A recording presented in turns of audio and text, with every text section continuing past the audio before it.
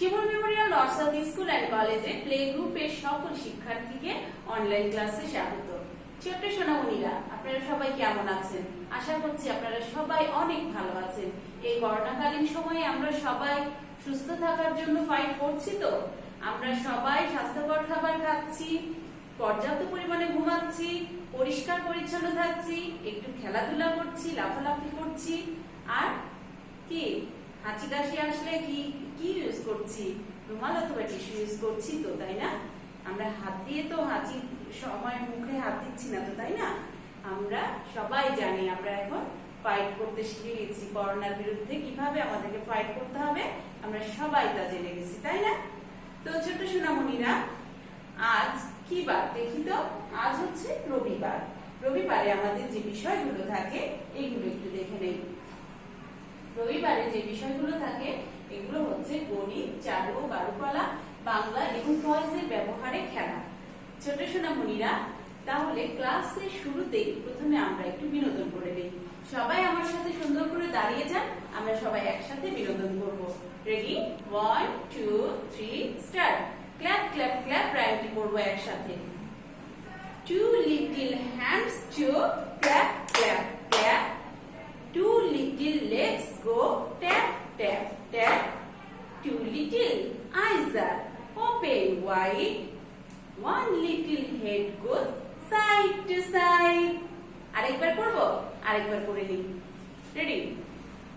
Two little hands to clap clap clap. Two little legs go tap tap tap. Two little eyes are open wide. One little head goes side to side. তাহলে ছোট সোনামণিরা, চলুন এখন আমরা গণিত ক্লাসটি করে নেই। ছোট সোনামণিরা, চলুন গণিত ক্লাসে আজকে কি আছে আমরা একটু দেখে নেই। আজকে আমাদের 15 রং করা আছে, 15 ডট পূরণ আছে এবং 6 থেকে 10 পর্যন্ত সংখ্যাগুলো সঠিকভাবে লেখা আছে। এর আগে 15 সংখ্যাটি রং করার আগে আমরা দেখে নেই যে আমাদের এখানে 15টি পাখি আছে কিনা। তাহলে আমরা কাউন্ট করি। 1 2 3 4 5 6 7 8 9 10 11 12 13 14 15। তাহলে 15টি পাখি আছে, তাই না? আমরা এখন সুন্দর করে 15 সংখ্যাটি রং করব। প্রত্যেকে কিন্তু শীট নিয়ে এবং কালার পেন্সিল নিয়ে বসে যান।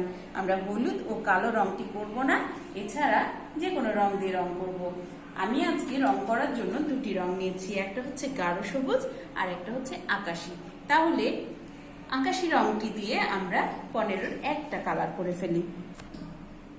আচ্ছা, এক সংখ্যাটি আমরা প্রথমে রং করে ফেলি। তাহলে এক সংখ্যাটি রং করার জন্য প্রথমে আমরা একটু বর্ডার দিয়ে নিই। ঝটপট সবাই আমার সাথে বর্ডার দিয়ে নেন। বর্ডার করার আগে কিন্তু প্রত্যেকে পেন্সিলটা শার্প করে নেবেন, তাহলে কি হবে? রং আমাদের পচা হবে না, দাগের বাইরেও যাবে না এবং গাঢ় মসৃণ ও ভরাট হবে। ওকে, সবাই আশা করছি সুন্দর করে পেন্সিল শার্প করে নিয়ে মিসের সাথে কালার করা শুরু করেছে। দেখেন ছোট্ট সোনামণিরা, কি সুন্দর রং হচ্ছে, তাই না? আপনারাও কি আমার সাথে সাথে রং করছেন? মিসকে একটু হারিয়ে দিতে হবে তো। আমার ছোট্ট সোনামণিরা অনেক ফাস্ট, সুন্দর করে বর্ডার দিবে। ওকে, আমার কিন্তু বর্ডার কমপ্লিট। আমি একটু একটু করে রং করা শুরু করলাম। রঙের মাঝে কিন্তু আমরা সাদা সাদা রাখবো না, আর কি দাগের বাইরে যাব না, আর গাঢ় মসৃণ ও ভরাট যেন হয় সেই বিষয়টা লক্ষ্য রাখবো। এক সাইড থেকে সুন্দর করে যত্ন করে রং করলে অবশ্যই রং দাগের বাইরেও যাবে না, আবার সাদা সাদাও থাকবে না। ওকে, এই যে দেখেন ছোট সোনামণিরা, আমার কিন্তু এক হয়ে এসেছে। একটু যত্ন করে রং করলে কিন্তু রং পচা হবে না, মিসের মতোই সুন্দর হবে। ওকে,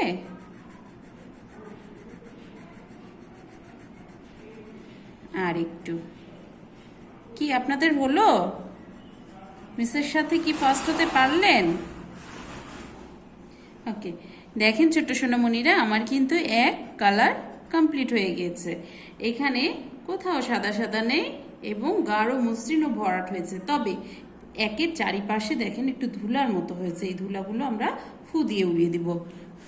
দেখেন ফু দিলাম, উড়ে গেছে, কত সুন্দর লাগছে একটা। আশা করছি আপনাদের এক রং হয়ে গিয়েছে।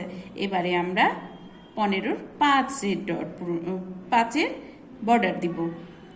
আমি কিন্তু 5 রং করার জন্য গাঢ় সবুজ রংটা নিয়েছি। আপনারা কিন্তু চাইলে একটা রং দিয়েও করতে পারেন, আবার ইচ্ছে মতো কালার করতে পারেন। তবে কালো আর হলুদ এই রং দুটো আমরা করব না, ঠিক আছে? সবাই কি বর্ডার দিচ্ছেন নাকি এখনো কমপ্লিটই হয়নি? একটা ঝটপট কমপ্লিট করে ফেলেন সোনামণিরা, দিয়ে 5-এ বর্ডার করেন। 15 সংখ্যায় কি কি সংখ্যা আছে বলেন তো? 1 এবং 5, 1, 10, 5, 15। আমার কিন্তু 5-এর বর্ডার হয়ে গিয়েছে। এবারে আমি ভেতরের অংশটায় বর্ডার দিচ্ছি। ভেতরেও তো একটা ফাঁকা জায়গা আছে, ওখানে তো আমাদের রং করা যাবে না, তাই না? এই জন্য আমরা ভেতরের অংশটা তো বর্ডার দিয়ে নিব, ঠিক আছে? আর বর্ডারটা এত সুন্দরভাবে দিব যেন একটু দাগের বাইরে না যায়, আবার সাদা সাদাও না থাকে। এবারে আমার বর্ডার কমপ্লিট। এবার আমি এক সাইড থেকে সুন্দর করে ঘষে দিব। কি আপনাদের বর্ডার কমপ্লিট হয়েছে সোনামণিরা? মিস কিন্তু অনেক আস্তে আস্তে করছে, জোরে জোরে করলে কিন্তু আরও ফাস্ট হয়ে যাবে।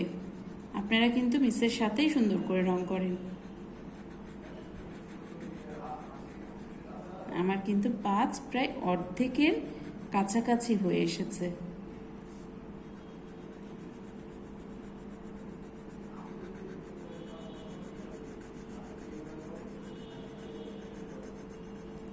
এই যে 5 কিন্তু আমার কমপ্লিট হয়ে এসেছে। আপনাদের হয়েছে কি? দেখেন তো ছোট্ট সোনামণিরা, আপনাদের রঙের মধ্যে সাদা সাদা থাকছে নাকি? যদি কোথাও সাদা সাদা থাকে তাহলে আমরা কিন্তু ঘষে দিব। যেমন মিসের দেখেন এই জায়গাটা একটু সাদা সাদা আছে, আমরা কিন্তু ঘষে দিচ্ছি। এই তো 5 আমার কমপ্লিট। তাহলে 1, 10, 5, 15 রং করা কমপ্লিট হয়ে গেল। এবারে আমরা কি করব? এবারে আমরা 15 ডট পূরণ করব। চলেন তাহলে বোর্ডে চলে যাই। তাহলে 15 ডট পূরণের জন্য আমাদেরকে আগে 1-এর ডটটা পূরণ করতে হবে। সুন্দর করে ডটের উপর দিয়ে হাত ঘুরাই যেন ডটের বাইরে না যায়। আর যদিও যায় তাহলে আমরা কি করব? ইরেজার দিয়ে ইরেজ করে সুন্দর করে ডট পূরণ করব।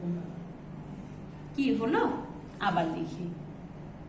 1 লেখা তো আমরা শিখেই গেছি, একটু যত্ন করে ডটের উপর দিয়ে লিখবো তাই।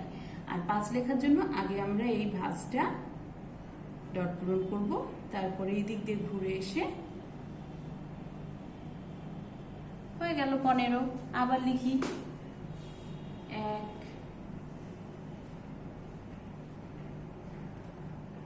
আবার লিখি। দেখেন 5 কিন্তু ডট পূরণ হয়ে গেল। এবারে আবার লিখি। এবার আরেকটা 15 ডট পূরণ করবো। আগে একটা সুন্দর করে ডট পূরণ করে নেই। এবার 5,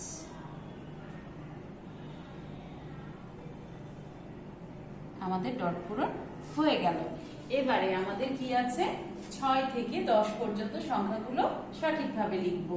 6 লিখতে তো আমরা পারি, এটা অনেকবার কোনো রিভিশন হচ্ছে, তাই না? আগে 6 লেখার জন্য কি করব? একটা উপর থেকে নিচের দিকে টান দিব মাঝ বরাবর, তারপরে ডানের দিকে উপরে উঠে যাব, দিয়ে বামের দিকে ঘুরে যাব, হয়ে গেল 6। আবার লিখি, টান দেই, ডানের দিকে উপরে উঠি, এবার বামের দিকে চলে যায়, হয়ে গেল 6। এবার লিখবো 7। 6 পরে কি হয়? 7। প্রথমে একটা গোল করে নিয়ে এই ডান সাইডে নিচের দিকে নেমে যাব। আবার লিখি, ডান দিক থেকে বামে ঘুরে এসে আবার ডানে নিচের দিকে নেমে যাব, হয়ে গেল 7। এবারে আমরা 8 লিখবো। 8 লেখার জন্য একটা উপর থেকে নিচের দিকে টান দিয়ে ডানের দিকে গোল করে এইখানে ছেড়ে দিব। এবার এইখান থেকে একটা টান দিলে হয়ে গেল 8। আবার লিখি, আবার নিচের দিকে ডানের দিকে গোল করে দেই, দিয়ে এই হয়ে গেল 8। এবারে আমরা 9 লিখব। 9 লিখতে তো আমরা জানি, তাই না? ছোট্ট করে একটা গোল করব, ঘুরে এসে এইখানে থামবো, আবার এইখান থেকে উপরের দিকে হয়ে গেল 9। আবার একটা গোল করি, ঘুরে আসি, দিয়ে এই গোলের সমান সোজাসুজি এখানে এসে থামবো। এবার এই উপর দিয়ে উঠে গেলে হয়ে গেল 10। এই 9। এবারে আমরা 10 লিখব। আগে কি করব? 1 লিখব সুন্দর করে, তাই না? তারপরে ছোট্ট করে একটা গোল করে দিব, হয়ে গেল 10। আবার 1 লিখি, বাহ, এইবার হয়ে গেল 0। আপনারা কি এইভাবে লিখতে পেরেছেন? আশা করছি প্রত্যেকে এইভাবে সুন্দর করে লিখেছেন। এবারে চলুন আমরা চারু ও কারুকলা ক্লাসে চলে যাই। ছোট্ট সোনামণিরা, দেখুন তো আজকে আমাদের চারু ও কারুকলায় কি আছে? চারু ও কারুকলায় মধু মাসে পাকা আমের জুস বানাই, মজা করে খাই। কি আমরা পাকা আমের জুস করে খেয়েছি তো, তাই না? এবার আমরা একটু কালার গুলো দেখে নিই। এই যে পুরো গ্লাসটা আছে না, পুরো গ্লাসটা আমরা হলুদ রং করব। আর গ্লাসে যে স্ট্রটা আছে এটা আকাশি রং। গ্লাসের নিচের অংশটাও কিন্তু আকাশি হবে। আর এই যে ছাতা আছে না, এই ছাতাটা আমরা যে কোনো কালার করতে পারি, তবে কালোটা করবো না। এখানে আমরা বিভিন্ন রং দিয়ে করতে পারি। আমরা এখানে ইউজ করেছি হালকা সবুজ ও লাল। আপনি যে কোনো মনের মতো করে রং করতে পারবেন। এবারে আম, আমের অর্ধেক কাটা অংশ আছে, তাই না? আমের ভেতরের অংশটা হলুদ, আটির অংশটা হালকা বাদামি এবং বাইরের অংশটা হালকা সবুজ। আর পাতাটা কি? গাঢ় সবুজ। তাহলে আশা করছি প্রত্যেকে বর্ডার দিয়ে সুন্দর করে কালারটা কমপ্লিট করবেন। কি করবেন তো, তাই না? সবাই সুন্দর করে কালারটি কমপ্লিট করেন। এই পর্যায়ে আমরা চলুন বাংলা পড়ায় চলে যাই। তাহলে বাংলায় আজকে আমাদের কি আছে দেখে নিই। চলুন, ছ থেকে ঝ পর্যন্ত ব্যঞ্জন বর্ণগুলো দিয়ে 2টি করে শব্দ, 1টি করে ছড়া মনে করে বলি। ছ থেকে ঝ পর্যন্ত ব্যঞ্জন বর্ণগুলো দিয়ে 2টি করে শব্দ, 1টি করে ছড়া মনে করে বলি। যেমন ছড়া বলি আগে। ছতে ছাগল, ছতে ছাতা। ছতে ছাগল, ছতে ছাতা। তারপরে ছয় পরে কি হয়? বর্গীয় জ। বর্গীয় জতে জাহাজ, বর্গীয় জতে জাল। বর্গীয় জতে জাহাজ, বর্গীয় জতে জাল। ঝতে ঝর্ণা, ঝতে ঝড়। ঝতে ঝর্ণা, ঝতে ঝড়। ছোট সোনামণিরা শব্দগুলো পড়েছি, এবার আমরা ছড়াগুলো শিখে নেব। শিখেছি তো, আমরা একটু মনে করে বলি। ছড়া। ছতে ছাগল ছানা লাফিয়ে চলে। ছতে ছাগল ছানা লাফিয়ে চলে। ছয় পরে কি হয়? বর্গীয় জ। বর্গীয় জতে জাহাজ ভাসে সাগর জলে। বর্গীয় জতে জাহাজ ভাসে সাগর জলে। এবারে বর্গীয় জয়ের পরে কি হয়? ঝ। ঝতে ঝর্ণা হতে ঝরছে পানি। ঝতে ঝর্ণা হতে ঝরছে পানি। এবারে বাংলায় 3টি পেশার নাম মনে করে বলি। যেমন শিক্ষক, চিকিৎসক, কৃষক। শিক্ষক, চিকিৎসক, কৃষক। আরেকবার আমরা ছবির সাথে মিল করে পড়ি। ছতে ছাগল, ছতে ছাতা। ছতে ছাগল, ছতে ছাতা। ছাগল ছানা লাফিয়ে চলে। বর্গীয় জতে জাহাজ, বর্গীয় জতে জাল। বর্গীয় জতে জাহাজ, বর্গীয় জতে জাল। জাহাজ ভাসে সাগর জলে। ঝতে ঝর্ণা, ঝতে ঝড়। ঝতে ঝর্ণা, ঝতে ঝড়। ঝর্ণা হতে ঝরছে পানি। এবারে বাংলায় 3টি পেশার নাম মনে করে বলি। শিক্ষক, চিকিৎসক, কৃষক। শিক্ষক, চিকিৎসক, কৃষক। এরপরে কি আছে দেখি। এরপরে নিচের প্রশ্ন উত্তরগুলো মুখে মুখে বলি। যেমন ছ এর পরের বর্ণ কি? ছ এর পরের বর্ণ কি? ছ এর পরের বর্ণ বর্গীয় জ। ছ এর পরের বর্ণ বর্গীয় জ। এরপরে আছে কি ভাসে সাগর জলে? জাহাজ ভাসে কোথায়? উত্তর, জাহাজ ভাসে সাগর জলে। জাহাজ ভাসে সাগর জলে। নিচের বর্ণগুলোর মাঝে কোনটি স্বরবর্ণ ও কোনটি ব্যঞ্জন বর্ণ তা চিনে বলুন। কি কি আছে দেখি তো। রস্বই, ছ, দীর্ঘ ই, বর্গীয় জ, রস্বউ, ঝ, দীর্ঘ উ, ইয়। এবারে আমরা দেখি রস্বই কি বর্ণ? স্বরবর্ণ। ছ কি বর্ণ? ব্যঞ্জন বর্ণ। দীর্ঘই কি বর্ণ? স্বরবর্ণ। বর্গীয় জ কি বর্ণ? ব্যঞ্জন বর্ণ। হ্রস্ব উ কি বর্ণ? স্বরবর্ণ। ঝ কি বর্ণ? ব্যঞ্জন বর্ণ। দীর্ঘ কি বর্ণ? স্বরবর্ণ। ইয় কি বর্ণ? ব্যঞ্জন বর্ণ। এবারে তাহলে আমরা কি করব?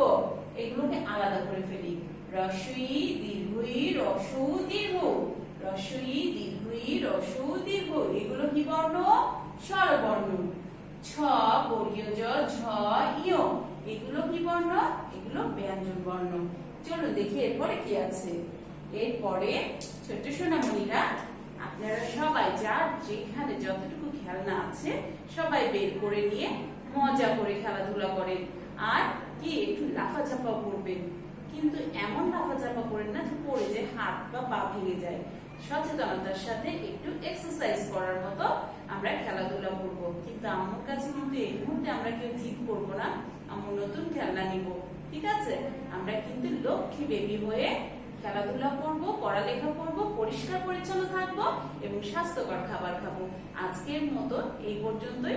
সবাই ভালো থাকবে, সুস্থ থাকবে। ধন্যবাদ সবাইকে।